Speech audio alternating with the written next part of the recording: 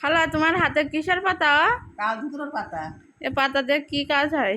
ওই বাতে কামড়ালে লবণ দিয়ে পায়ে ডলে দিলে কামড়ালে কম হয়ে যায়। আর কোনো কাজ আছে ওতে? আর এতে আরো কোনো কাজ আছে কেমন তা জানি না। শুধু পা কামড়ানো বাত ব্যথা সেরে যায়, তাই তো?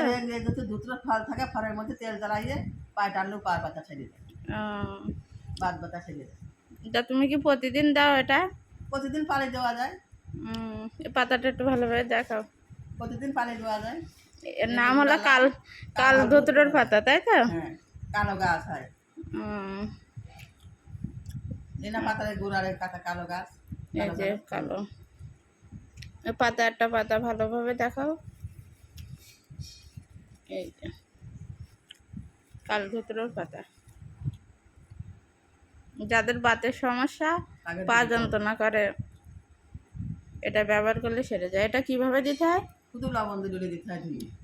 পাতাটা ধোবো, ধুয়ে হাতে ডলিয়ে লবণ দিয়ে পায়ে চটকাই দেবো। নিজের পানি দিয়ে চটকাই দেবো। ও, তাছাড়া আর এমনি কোনো কাজ করতে কাল ২ মাসের মধ্যে আমি ঘুম পড়িনি, কয় মাস। কালকে যে আমি কি ঘুম পড়েছি আমি নিজেই জানি না। ও, তাহলে এতেও অনেক উপকার, তাই তো? পা তো অনেক যন্ত্রণা। উপকার আছে। এর যদি খোলা বের করে খোলাই করে তেল গরম করে দেওয়া হয়, তা সে তেলেও পায়ে উপকার হয়। ও, হাত পা কামাই। আচ্ছা।